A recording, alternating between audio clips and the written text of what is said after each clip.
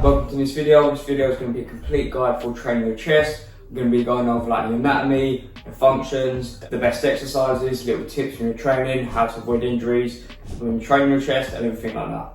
So before we get started, my name is Charlie. I'm a bodybuilder, Budo J fighter, level 3 personal trainer. Help many clients gain muscle, build strength and lose weight. If you're interested in doing any of that, or if you'd like to learn more, just check the links in the description, which will link to my website where I offer both in-person and online personal training, as well as various other services, so go check it out. To start with the anatomy, technically the chest muscle is made up of two heads, being the sternocostal and the clavicular head. But we're going to break it down into the upper, middle and lower chest, and we're going to talk like that. And we're going to be given like what each part of the chest does in regards to that. Starting with like the chest as a whole, every part of your chest muscle will be involved in bringing your arm from out to your side to in. Like if you imagine you was trying to clap with your arms straight, it would be in that motion of bringing your arms up towards the centre of your chest. So yeah, every part of your chest muscle does that.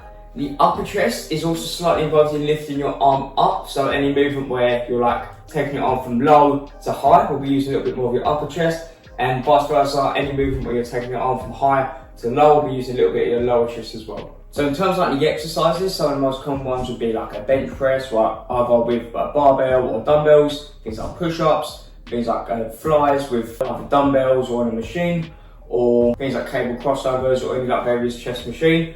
Pretty much any movement where you're either going to be pressing like that, or again bring your arms from out to in any sort of angle really.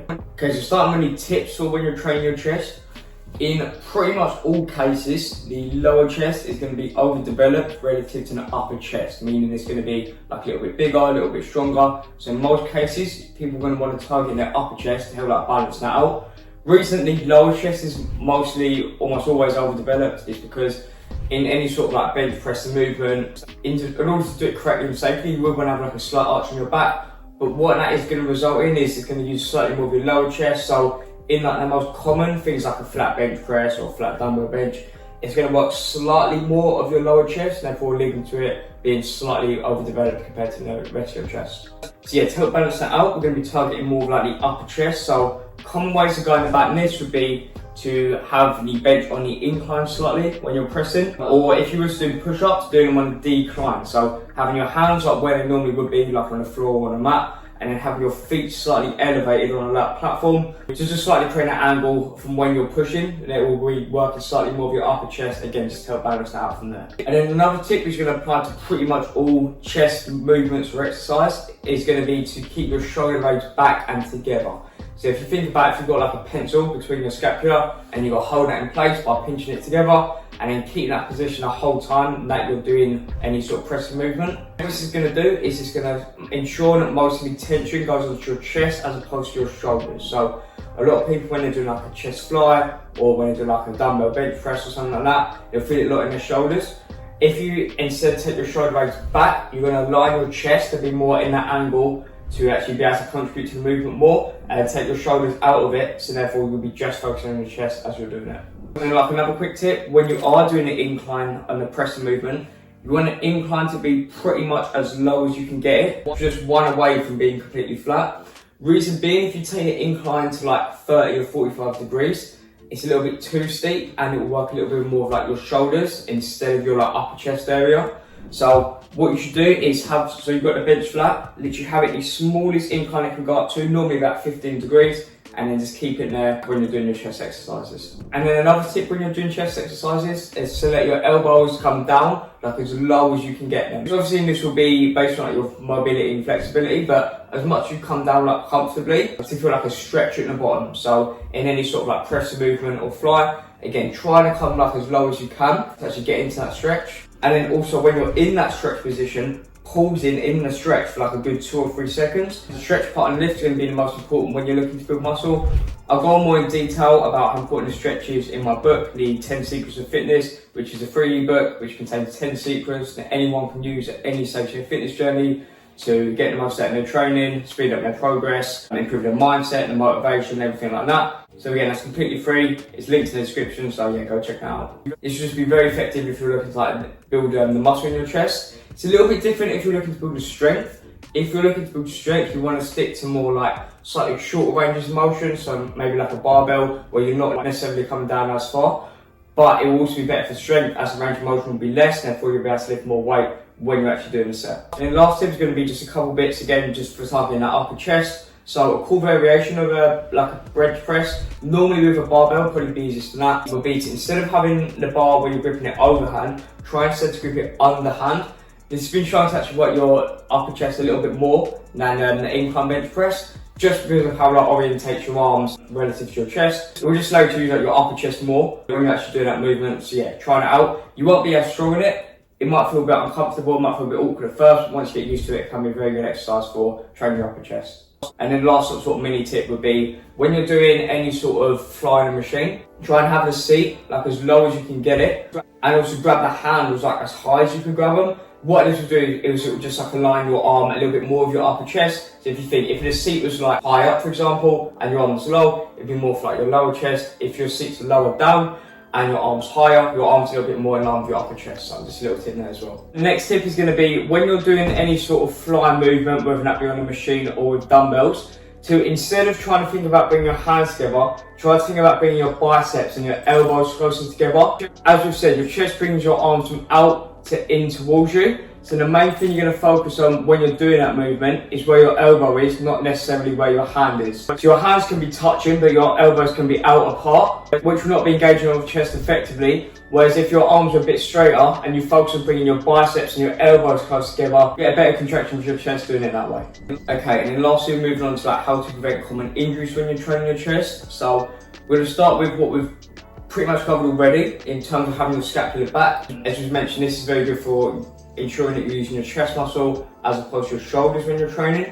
What it will also do is it will just put your shoulders in a much safer position when you're doing any pressing movement. So if you ever feel like any sort of shoulder pains, or you feel like any sort of pains in general when you're doing pressing, just ensure again that your shoulder blades are back together, squeezing them back and preferably down, and then just keeping that movement. Again, it's just going to help you, your shoulder blades can be in a much safer position when you're pressing. Okay, and the next tip is going to be, when you're doing any sort of like bench press, especially like with a barbell, to try and have like a slight arch when you are doing it. So you wouldn't want it to be too much to the point where your hips are like coming off the bench, but that small arch will just again reinforce that shoulder base back position. It will just align everything to be in a much safer position.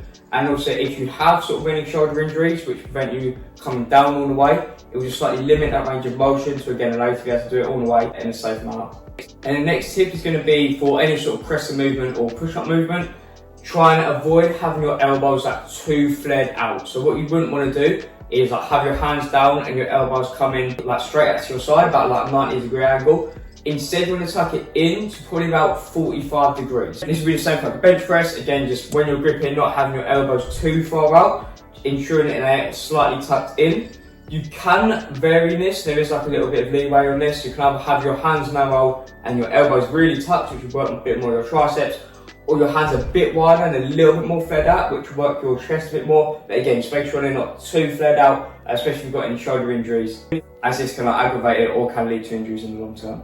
So another thing I'll quickly mention while we're on the topic of injuries and stuff like that, when you're doing any sort of pushing movement, you want to make sure that you're doing at least one, but preferably two pulling movements for every pushing movement. So say you were to do across your workout split 4 pushing exercises, you want to be doing at least 4 pulling exercises, preferably closer to 8. So these could be like the normal pulling exercises that you do on your back day, like lat pull downs or rolls and stuff like that. But you can also do things like maybe face pulls, or more of like bent over lateral raises or external rotations. The reason that you want to do the same amount, if not more, pulling movements compared to pushing movements is because your pushing muscles, like your chest and your shoulders, are generally going to be a little bit more overdeveloped compared to your muscles on your back. So if these stay underdeveloped in the long term, it can lead to like worsened posture and stuff like that. So it's always good just to strengthen those muscles in your back, just again help prevent any sort of postural issues in the long term.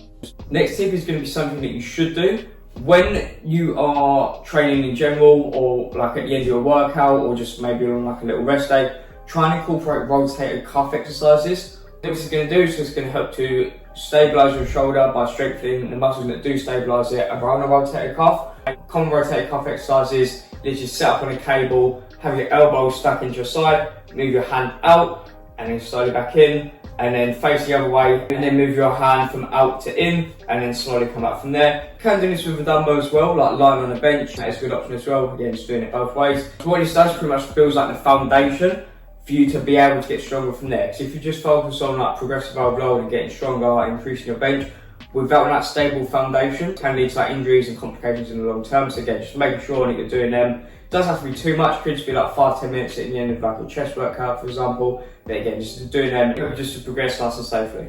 Okay, the next tip is going to be when you're doing any sort of barbell bench press, try and ensure either you have a spotter or you have pins set up. The reason being for this is it's one of the exercises that if you were to find a rep, you can be in like a dangerous position. So although you can get away with it like a lighter weight in terms of like pushing it down, sitting up, it is going to be safer in the long term, especially as you've got heavy weights to either have a spot or having a pin set up. You want the pin set up so it's like just below where the bar will come down to. But if you were to then like have your back flat and collapse your arch, the bar would come down to the pins, if that makes sense. So yeah, just having it set up in the right way. You wouldn't want it set up too high so that it limits your range of motion. But you wouldn't want it too low to the point where it's ineffective. So yeah, just finding that sweet spot just below where it normally comes down to. So if you were to find it, you can just collapse your arch and then the bar would end nice and safely on the pins. And then the last tip is going to be if you were to do any sort of like dumbbell pressing movement, try and avoid, once you were to like found a rep, try and avoid your arms turned down, like your palms coming face down to the ground. Instead of doing that, you preferably just want to like drop the dumbbells or just sit up with them. But yeah, just try and avoid getting your shoulder into that vulnerable position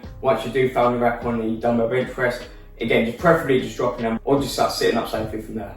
Okay, so that's pretty much going to conclude this full guide for chest training. So I hope you enjoyed the video. If you did, make sure to subscribe and like. Again, if you'd like to work with me, whether that be in person or online personal training, or you'd like your own workout plan, or you'd like to check out my book, again, all links will be in the description, so feel free to check them out. I'll see you in a bit. Bye.